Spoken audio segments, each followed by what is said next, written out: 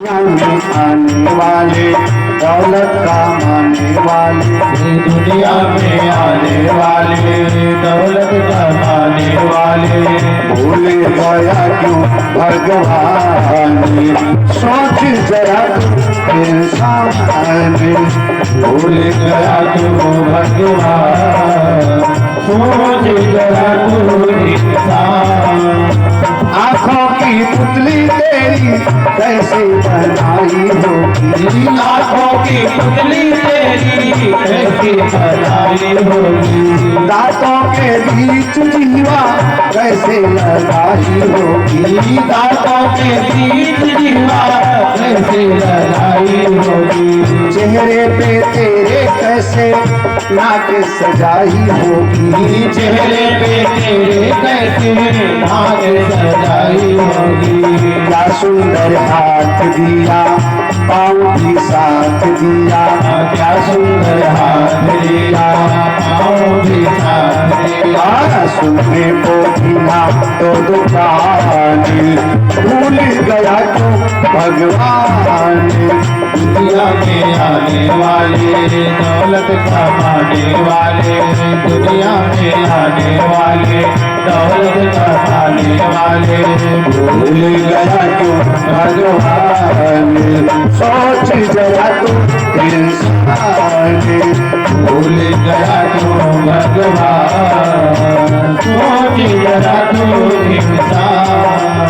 बिजली पानी के बिल को हरदम भुगतान करे, बिजली पानी के बिल को हरदम भुगतान करे, बिजली पानी के बिल को हरदम भुगतान करे, बिजली पानी के बिल को हरदम भुगतान करे, सूरज अग्नि हवा का कभी नहीं ध्यान करे, सूरज अग्नि हवा का कभी नहीं ध्यान करे, हरी बंदा क्या कर सकता है जो कुछ भगवान करे, बंदा क्या कर सकता है जो कुछ भगवान करे, तुझ पे वो कितना कुर्बान, तुझे ना कुर्बान।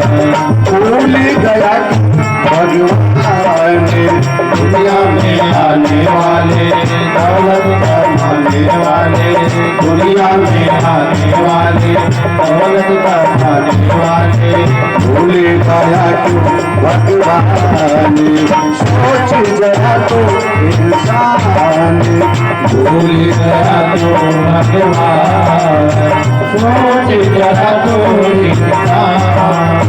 खाने पीने को तुमको जग का भंडार दिया, खाने पीने को तुमको जग का भंडार दिया, सारे जीवों में इंसान तुमको सरकार किया, सारे जीवों में इंसान तुमको सरकार दिया, देने से कभी नहीं उसने इनकार किया, देने से कभी नहीं उसने इनकार किया, तुझ पे वो कितना मेहरबान, तुझे वो कितना मेहरबान।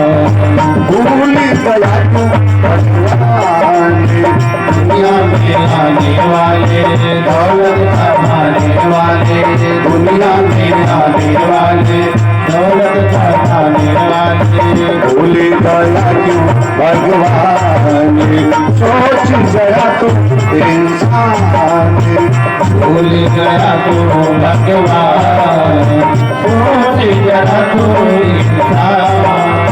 भूल गया क्यों भगवान, सोच जरा तू इंसान, भूल गया तो भगवान, सोच जरा तो इंसान।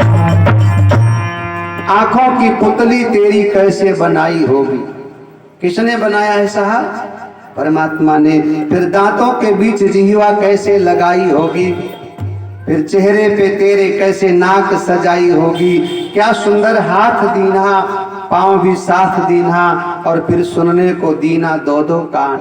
भूल गया जब दांत न था तब दूध दिया, अब दांत दिया तो ही अन्न भी दे हैं। जल में थल में पशु पक्षिन में, सबकी सुधि लेत सो तेरी भी लय हैं। जान को देत जहान को देत, अजान को देत वो तोहें भी दे हैं। रे मन मूर्ख सोच करे क्यों, सोच करे कछु हाथ न आई है। उसकी कृपा जरा देखो तो सही। संसार में जीवात्मा का जन्म जब होता है ना, तब परमात्मा उसको सब कुछ प्रदान करते, केवल एक वस्तु नहीं देते। ध्यान देना, बच्चे का जन्म होता है तो मालूम है उसके जीवन में क्या नहीं होता है, मालूम है? कान होगा, आंख होगा, मुंह होगा, पेट होगा, जीवा होगी, सर होगा, हाथ पांव, स्त्री पुरुष के लक्षण सब होता है। लेकिन हाँ, आपने बताया दांत नहीं होता है। क्या नहीं होता है? दांत नहीं होता है। लेकिन एक बात ध्यान रखना, जब परमात्मा ने जन्म के समय सब कुछ दिया तो दांत नहीं दिया। क्यों नहीं दिया? क्या दांत की फैक्ट्री नहीं थी क्या? भाई सब था, सारी फैक्ट्रियां उसके पास है, आंखों की है, नाकों की है, उंगलियों की है, सब कुछ है। फैक्ट्री होगी ना जहां बनाता है तो सब कुछ है साहब। तो दांत क्यों नहीं दिया?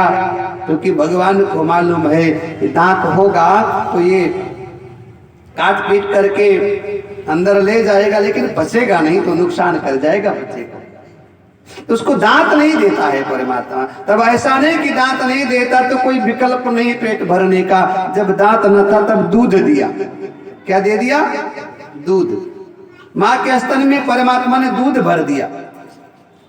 और ये दूध तभी आता है जब बच्चे का जन्म होता है, इसके पहले नहीं, आगे पीछे नहीं साहब। उसकी लीला कितनी सुंदर है, वो कितना हमारे आपके लिए चिंतित है। हमें चिंता नहीं उनकी, लेकिन उन्हें चिंता हमारी है। जैसे बच्चे का जन्म हुआ, किसी ने बताया नहीं, पता नहीं कहां से कौन सी डेयरी से साहब ला करके परमात्मा ने मां के स्तन में दूध भर दिया है?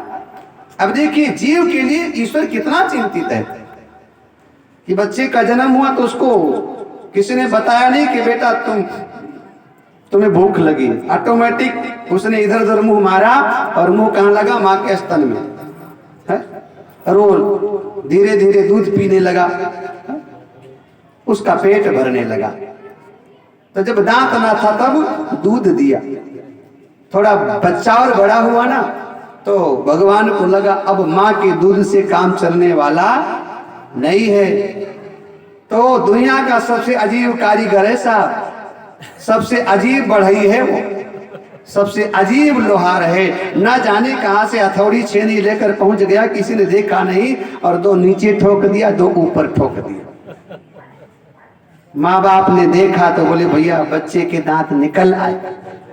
कहां से किसने ठोका? वो कारीगर कितना अजीब है साहब, कैसे ठोका, ना दर्द हुआ ना पड़ोसी को खबर लगा। और माँ बाप ने देखा तो दो नीचे दो ऊपर निकल आए। जब दांत ना तब दूध दिया। अब दांत दिया तो अन्न भी रहे। एक बात ध्यान रखना, जैसे उसने दांत दिया ना, वैसे भोजन की उसने व्यवस्था कर दिया। इस संसार में भूखा कोई सोता नहीं, भूखा कोई, यदि कोई व्यक्ति भूखा मर जाए तो उसकी अपनी गलती है। 84 लाख योनियां परमात्मा ने बनाया है, उसने सबके लिए कोई ना कोई व्यवस्था बनाया है, सबके लिए। सक्षम केवल मनुष्य है, बाकी साहब इस संसार में सब असक्षम है। कुछ जीव जंतु जल में रहते हैं, ना घड़ियाल मछलियां, उनके लिए भोजन कौन? हम आप देते हैं? नहीं, परमात्मा ही व्यवस्था करता है। कहां से करता है? उसकी अपनी जिम्मेदारी सा।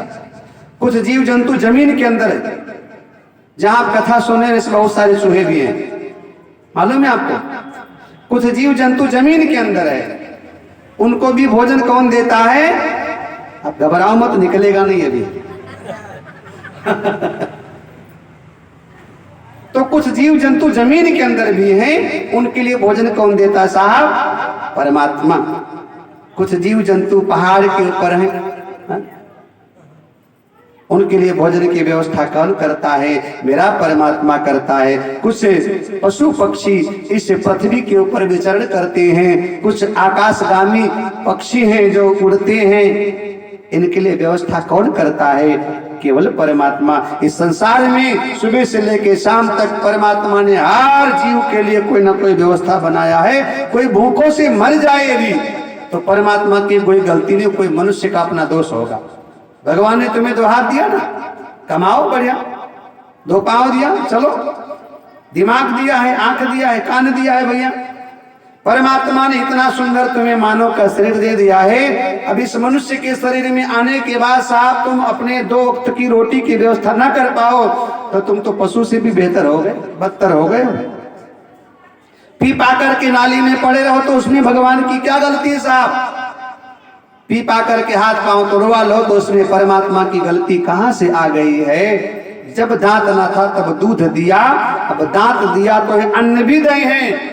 फिर जल में, थल में, पशु पक्षिन में सबकी सुध लेत सो तेरी भी ले हैं। जान को देत, जहान को देत, अजान को देत वो तो हैं भी दे हैं। रे मन मूर्ख सोच करे क्यों, सोच करे कछु हाथ न आएंगे।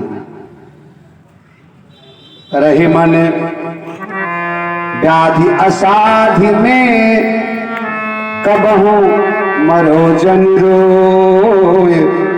जो रक्षक जननी जठर सोहरी गए न सोए। रहीमदास जी कहते हैं जीव, ए मनुष्य, दुखों में रो करके मत मरो।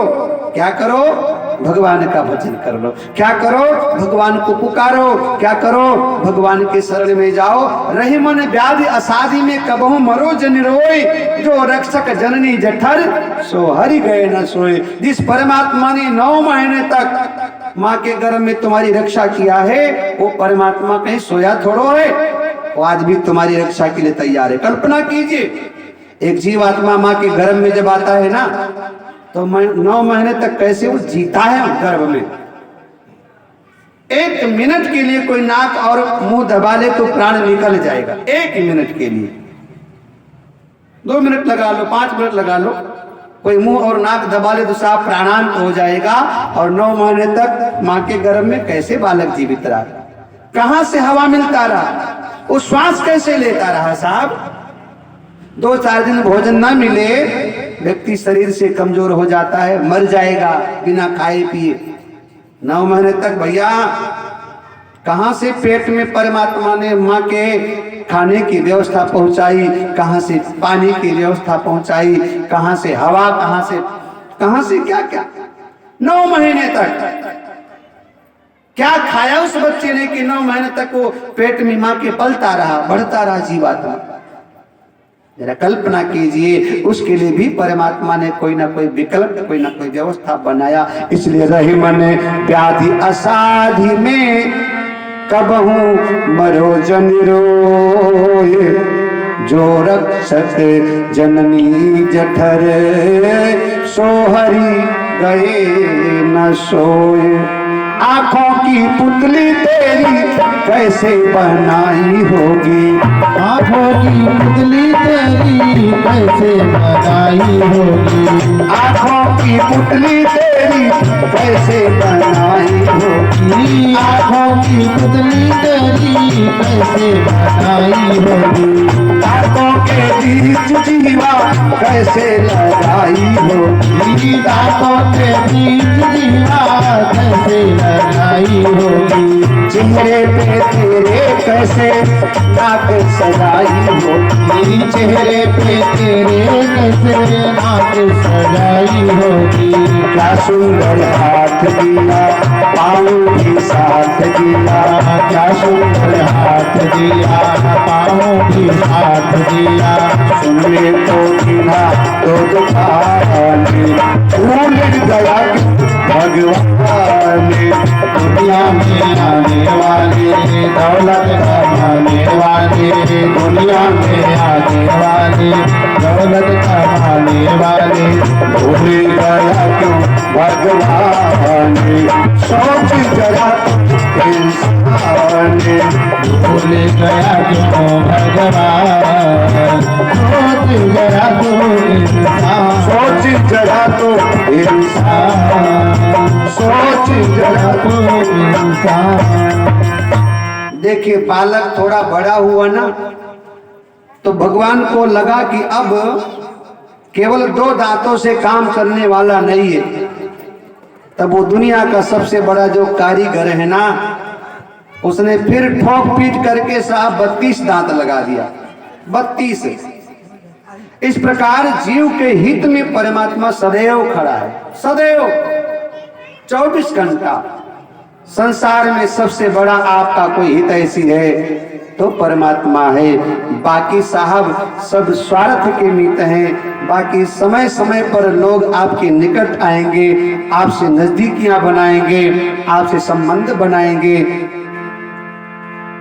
और अपना उल्लू सीधा हुआ कि लोग दूर चले जाया करते हैं। लेकिन जो हमेशा आपके पक्ष में खड़ा रहे वो परमात्मा है। भगवान हमेशा जीव के पक्ष में खड़े होते हैं। संसार के संबंध ये कमजोर होते रहते। बच्चा पैदा होता है तो माँ के सिवा कोई नहीं होता है उसका। थोड़ा बड़ा हुआ तो बाप से थोड़ा सा ये माँ बाप, फिर भाई से, बहन से, सबसे छोटा बच्चा माँ के बिना नहीं रह पाता है। वही बालक थोड़ा बड़ा हुआ ना, विद्यालय जाने लगा, अब माँ की आवश्यकता उसको नहीं रहेगी। अब तो सहपाठी हो गए। आजकल के जमाने में कहे तो फ्रेंड, वो फ्रेंड के चक्कर में माँ बाप से सीधी मुंह बात नहीं करता है। वो माँ बाप से बात करना भी नहीं, क्योंकि फ्रेंड उसके फ्रेंड नहीं साहब। वही बच्चा जो कभी माँ के बिना एक पल नहीं रहता था, बाप के बिना कभी रहने का उसने सोचा भी नहीं था, वही बालक थोड़ा जवान क्या हो गया, माँ बाप की आवश्यकता नहीं है, फ्रेंड के साथ में वो फ्रेंड से ज्यादा समय व्यतीत करना चाहता है। थोड़ा जवान हो गया, युवा हो गया, विवाह हो गया तो वो फ्रेंड भी कम हो गए। अब तो पति पत्नी एक दूसरे, तू मेरी मैं तेरा तू मेरी, बस उसकी दुनिया यहीं तक, इसके आगे पीछे कोई नहीं साहब। लेकिन थोड़ा सा दो साल बीता, बच्चा पैदा हो गया ना, तब अब जो प्रेम पति पत्नी में था ना वो कम हो गया, बच्चे में हो गया। अब पत्नी को पति से इतना लगाव नहीं, पत्नी को पति से इतना, अब वो जो प्रेम था ना वो बच्चे में हो गया, वो बालक में, वो आसक्ति बच्चे में हो गई। थोड़ा व्यक्ति और आगे बढ़ा तो अब जो पति पत्नी में प्रेम था वो थोड़ा कमजोर हुआ, नाती पोते में वो ममता, वो माया, वो मोह, वो नाती पोते में आकर के अटक गया। लेकिन नाती पोते को तुम तो प्रेम करते हो, लेकिन नाती पोता तुमसे बात करना वो पसंद नहीं करता। उसका अपना समाज है, उसकी अपनी दुनिया। इसलिए एक बात ध्यान रखना कि संसार के संबंध में कमियां हैं, कमजोरियां हैं, ये घटते बढ़ते रहते हैं, इनमें स्वार्थ हैं। लेकिन ईश्वर और जीव का संबंध, इसमें कोई कमियां नहीं, इसमें कोई स्वार्थ नहीं है। आप भगवान को मानो ना मानो, लेकिन भगवान आपको मानता है। आप भगवान को मानो ना मानो, लेकिन भगवान आपको मानता है। आप भगवान की पूजा करो ना करो, लेकिन भगवान आपको मानता है, क्योंकि आपको भगवान ने बनाया है। माँ बाप बड़े होकर के थोड़ा माँ बाप ने बच्चों को पढ़ा दिया और बड़े होकर के बच्चे आजकल सेटल हो जाते हैं। क्या हो जाते हैं? सेटल हो गए। कोई अमेरिका सेटल हो गया, कोई इंग्लैंड में सेटल हो गया, कोई फ्लैट में जाके सेटल हो गया और उनकी जिंदगी पति पत्नी हमारे दो में सीमित हो गई। माँ बाप से कोई ज्यादा उनका लगाव नहीं है। माँ बाप से बात करना भी वो पसंद नहीं करते, मिलने की बात तो दूर है। लेकिन एक बात ध्यान रखना, तब वो माँ बाप भी, जिस माँ बाप को बच्चों ने अस्वीकार कर दिया, वो माँ बाप भी दाएं बाएं से अपने बच्चों की खबर लेते रहते हैं। बच्चे भले ही माँ बाप को नकार दें, लेकिन वो माँ बाप अपने बच्चों के लिए परेशान रहते हैं, दाएं बाएं से खबर लेते रहते हैं, क्योंकि माँ ने पैदा किया। जीव परमात्मा को भूल जाए, जीव ईश्वर को भूल जाए, लेकिन ईश्वर कभी भूल नहीं सकता, क्योंकि आपको उसने बनाया है। आपको कैसे भूल सकता है? तो भागवत का मतलब हुआ भा से भक्ति, गा से ज्ञान। ये ज्ञान होना चाहिए आपको कि संसार में सत्य क्या है, असत्य क्या है, हमारा कौन है, हम किसके हैं, अपना कौन है, पराया कौन है। आध्यात्मिक ज्ञान होना चाहिए, लेकिन घबराना मत, ये ज्ञान इतने जल्दी नहीं आएगा। जो वास्तविकता है ना, वो जल्दी समझ में नहीं आती है। हमको मालूम है ये दुनिया अपनी नहीं है, हम इस दुनिया के नहीं हैं, सत्य कुछ और है, हमको मालूम है, लेकिन हम उसको स्वीकार नहीं कर पा रहे हैं। हमें सब कुछ मालूम है, अपना कौन है, पराया कौन है, लेकिन ये बात कितने जल्दी हमारे समझ में नहीं आएगी। जब हमारे समझ में आएगी, जब संसार में हम नहीं रहेंगे, तब परिवार के लोग चार कंधों पे लेकर चलेंगे तो बोलेंगे राम नाम। क्या बोलेंगे? राम नाम बोलो। ये अच्छी बात है, ये भगवान का नाम है, सत्य। इसमें क्या, इसमें कोई डर नहीं, भय नहीं। जब हम समझदार नहीं रह जाएंगे, हम समझने लायक नहीं रहेंगे, हम देखने लायक नहीं रहेंगे, हम सुनने लायक नहीं रहेंगे, तब हमारे परिवार के लोग हमारे पीछे चलेंगे और वो एक स्वर में कहेंगे कि राम नाम। ये हमारे परिवार के लोग हमको बताएं, इसके पहले भैया हम खुद जान लें कि भगवान ही सत्य है, ईश्वर ही सत्य है। अनमोल तेरा जीवन यूं ही गंवा रहा है, अनमोल तेरा जीवन यूं ही गंवा रहा है, अनमोल तेरा जीवन यूं ही गंवा रहा है, अनमोल तेरा जीवन यूं ही गंवा रहा है। किस ओर तेरी मंजिल हो,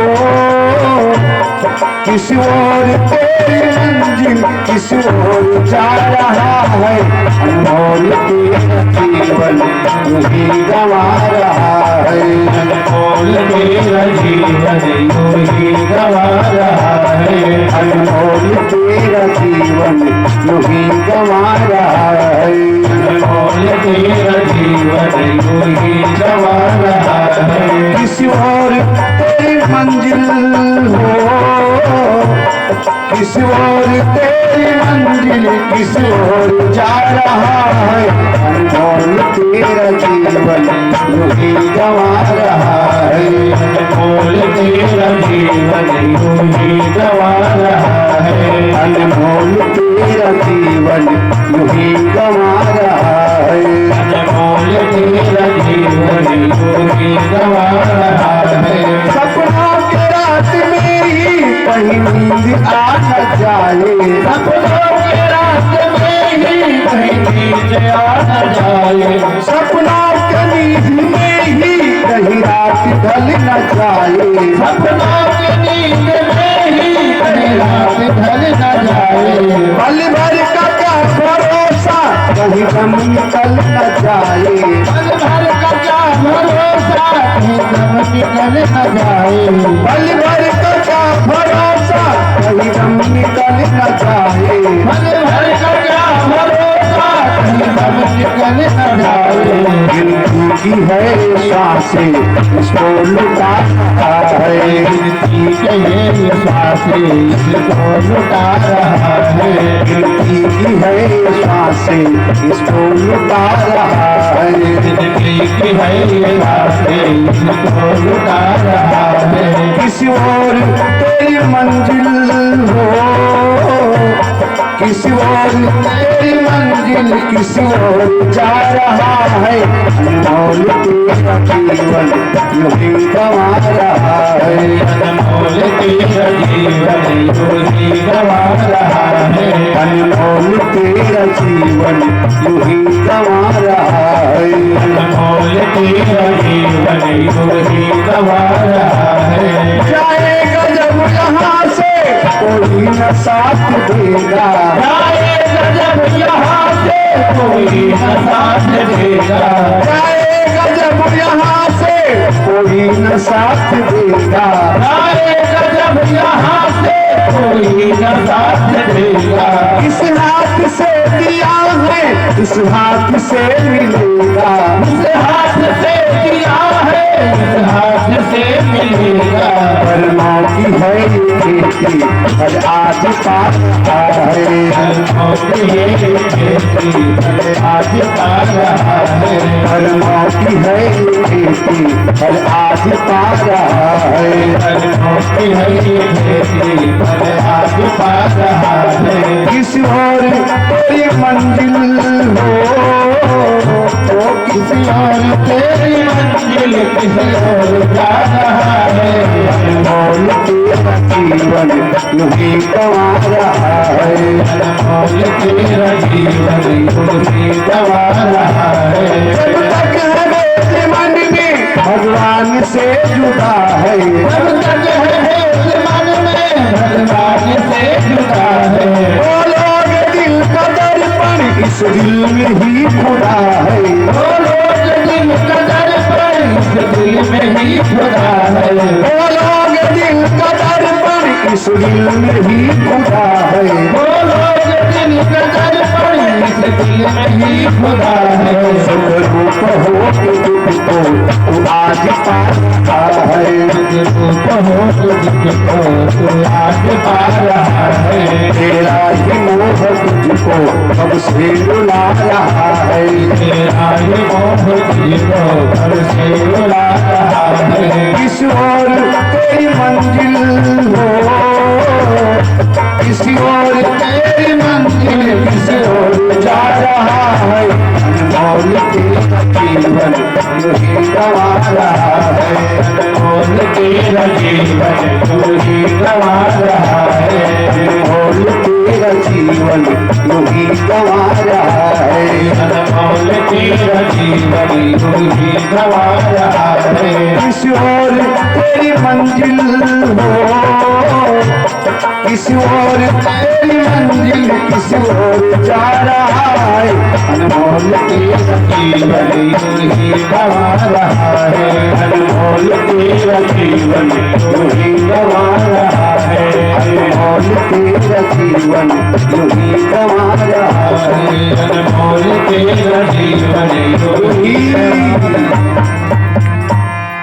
जय जय श्री राम जय जय श्री राम जय जय श्री राम।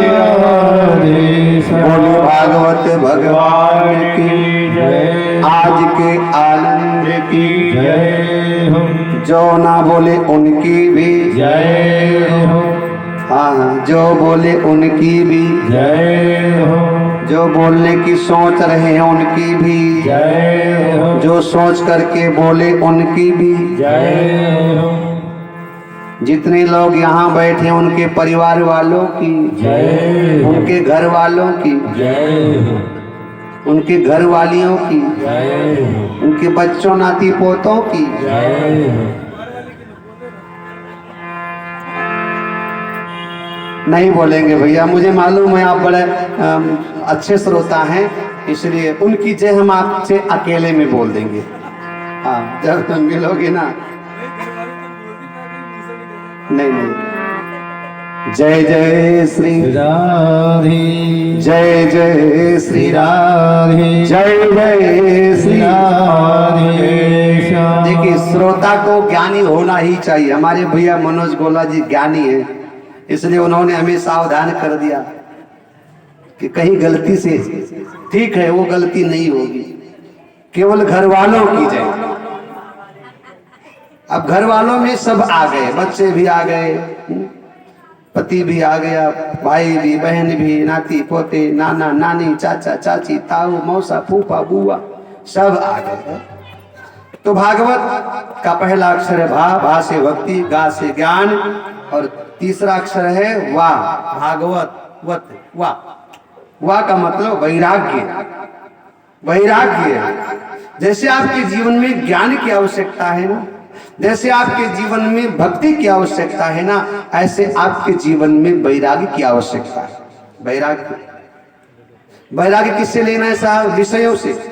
हमारे जीवन में क्रोध बहुत है ना भागवत का दर्शन है क्रोध व्यक्ति के पतन का कारण होता है। क्रोध में व्यक्ति सब कुछ गंवा देता है। हमने देखा है भैया, क्रोध में और कुछ नहीं पाते तो लोग अपना सर दीवार से मार लिया करते। क्रोध में लोग ना जाने क्या क्या कर लिया करते। भागवत का दर्शन है, इनसे हमें वैराग्य लेना है। जो हमारे जीवन में तमाम प्रकार के दुर्गुण है ना, भागवत का तीसरा अक्षर है वाह। वाह का मतलब वैराग्य। वैराग्य लेना किससे? क्रोध से। जीवन में हमारे आपके जो क्रोध है ना, इसको धीरे धीरे अपने से दूर करो, क्योंकि काम क्रोध मद लोभ सब ये नाथ नरक के पंथ। इन दुर्गुणों से, इन व्यसनों से, इन विषयों से हमें बचना। क्रोध सबके पास है ना, ऐसे करो। हाँ, सबके पास है। अति का भला ना बोलना, अति की भली ना चूप, अति का भला ना बरसना, अति की भली ना धूप। क्रोध होना चाहिए लेकिन एक सीमित मात्रा में। इन क्रोध से हमें वैराग्य लेना चाहिए। एक है लोभ, ये दुर्गुण है। इन लोभों से हमें वैराग्य लेना चाहिए। जितना है उतने में साहब संतुष्ट हो जाइए। ये भागवत का दर्शन है। बाकी ना अटा है ना अटेगा। बोलो मेरे साथ, ना अटा है ना अटेगा। बोलो, ना अटा है ना अटेगा, और ना घटा है और ना घटेगा, और जैसे कटा है ऐसे कटेगा। भैया कभी पूरा नहीं हुआ, 99 का फेरा लगा हुआ है। एक गाड़ी आ गई, दूसरे की चाह है, दूसरी आ गई, उससे बड़ी वाली की चाह है। एक मकान बन गया, पड़ोसी के मकान को खरीदने का चाह है। ना अटा है ना अटेगा, कभी पूरा हुआ ही नहीं। हाँ, 5 साल प्रधानमंत्री बना दिया जाए तो उसका ख्याल होता है एक बार और मौका मिले तो ठीक है, एक बार मौका और मिल गया तो एक बार और मिल जाना चाहिए। ना अटा है ना अटेगा, और ना घटा है ना घटेगा। कभी कम नहीं पड़ा, कभी नहीं। कभी हनी हना, कभी घनी घना, कभी मुट्ठी भर चना, कभी ओ भी मना। कभी मटर पनीर मिल गया, भाई कभी मलाई मिल गया साहब, कभी नमक रोटी में गुजारा हो गया। ना घटा है, कभी कम नहीं पड़ा साहब। और जैसे कटा है ऐसे कटेगा। कुछ सुख में कटा है, कुछ दुख में कटा है, कुछ सुख में कटेगा, कुछ दुख में कटेगा। यही जीवन की वास्तविकता है और यही भागवत का दर्शन है भैया। जितना है उतने में संतुष्ट हो जाइए, बस जीवन का आनंद है। जीवन आपका भागवत हो जाएगा। जितना है उतने में संतुष्ट हो जाइए। जो प्राप्त है वही पर्याप्त है, जो पर्याप्त है वही प्राप्त है। जो आपके पास है उतने में आप संतुष्ट हो जाइए, बड़ा आनंद आएगा आपको।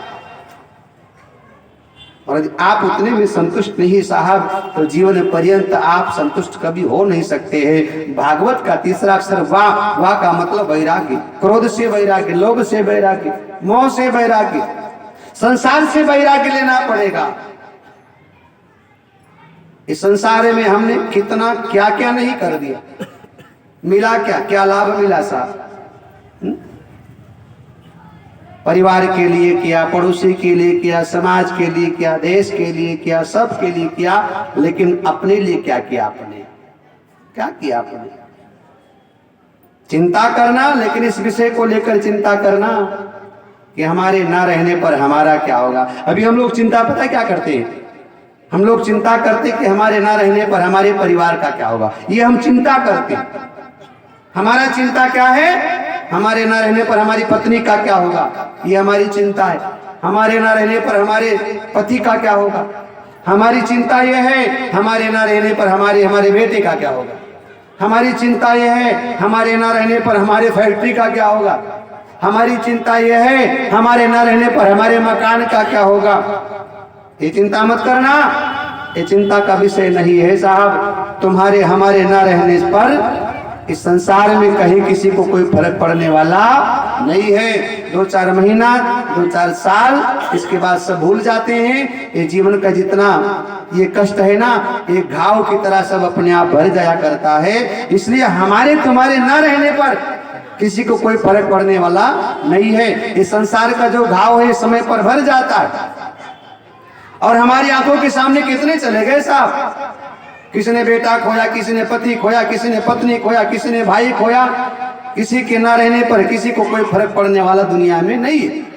कुछ दिन तक हो सकता है दुख हो, दर्द हो, कष्ट हो, तकलीफ हो, लेकिन फिर घाव की तरह से भर जाते हैं। हमारे ना रहने पर हमारे परिवार का क्या होगा, ये चिंता मत करना। चिंता ये करना हमारे ना रहने पर हमारा क्या होगा, हमारी मंजिल किधर है, हम किधर जाएंगे, हमने रास्ता क्या बनाया है, हमने अपने लिए कौन सी सड़क तैयार किया है, हमें अपने लिए आगे कौन सा मकान तैयार किया है जहां ठिकाना हमको मिलेगा। हमारे न रहने पर परिवार का क्या होगा, ये चिंता मत करना। हमारे न रहने पर हमारा क्या होगा, तुम्हारी मंजिल किधर, कहां जाओगे, उसके लिए क्या तुमने क्या विकल्प ढूंढा है, क्या तैयारी किया है। हमारे न रहने पर हमारा क्या होगा, ये चिंता करते रहना। इसलिए अपने लिए कुछ कीजिए।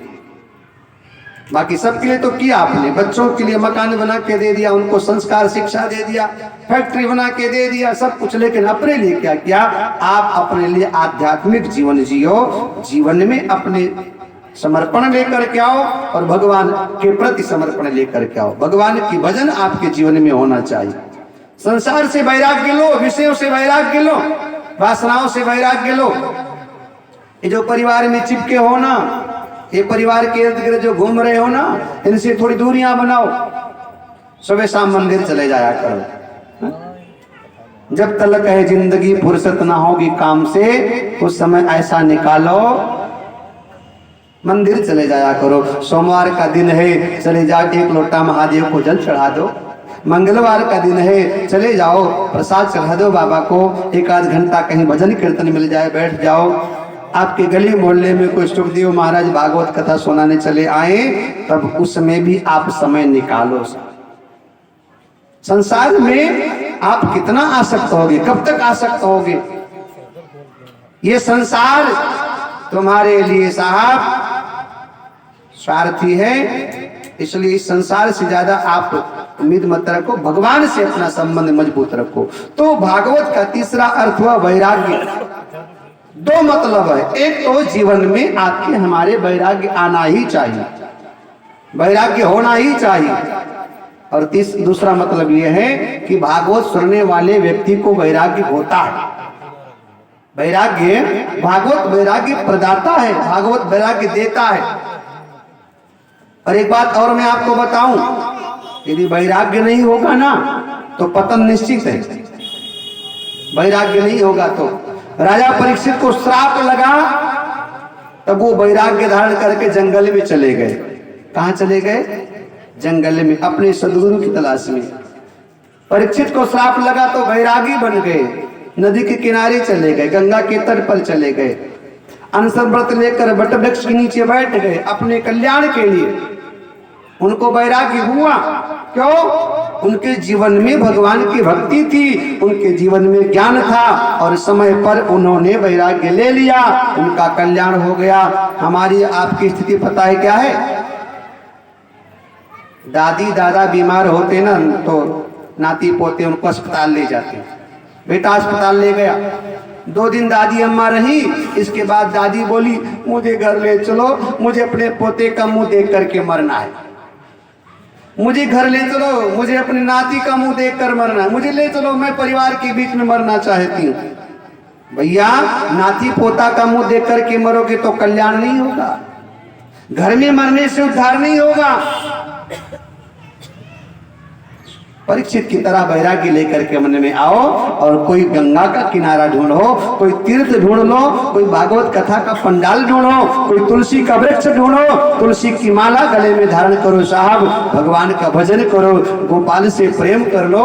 नाती पोते का मुंह देख करके मुक्ति नहीं मिलेगा, वो तो आसक्ति है।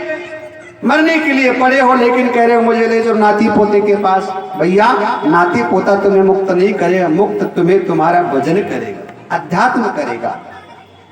ये वैराग्य होना चाहिए। इतना तो करना स्वामी, जब प्राण तन से निकले गोविंद नाम लेकर। जब कंठ प्राण आवे कोई रोग न सतावे, यम दर्श न दिखावे। जब प्राण तन से निकले,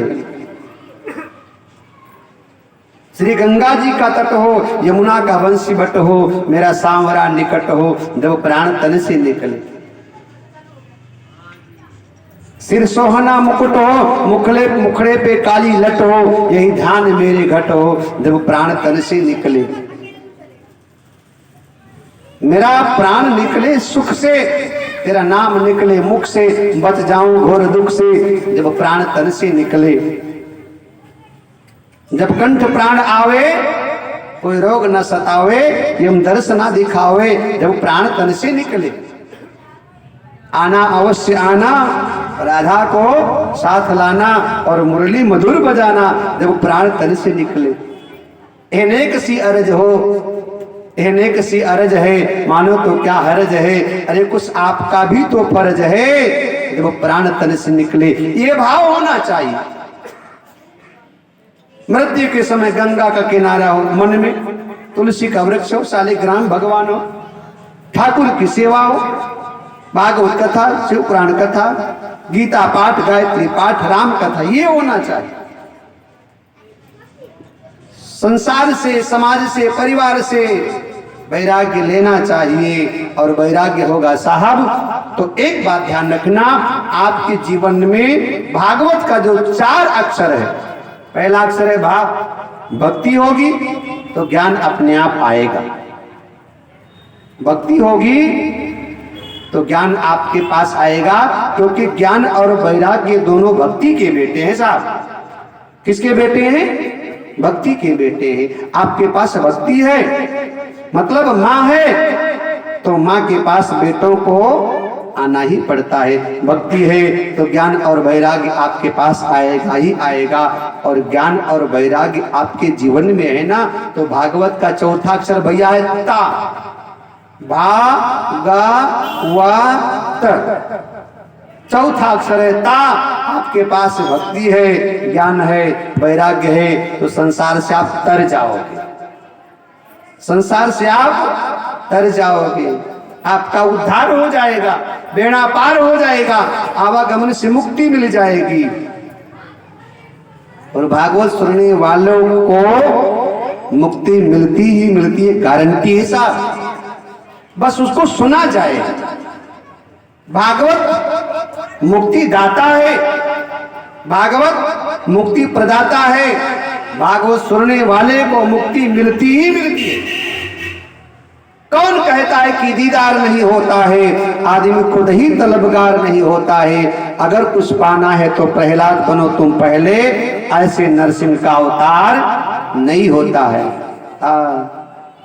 ऐसे नरसिंह का अवतार नहीं होता है। बोले वृंदावन बिहारी लाल की जय।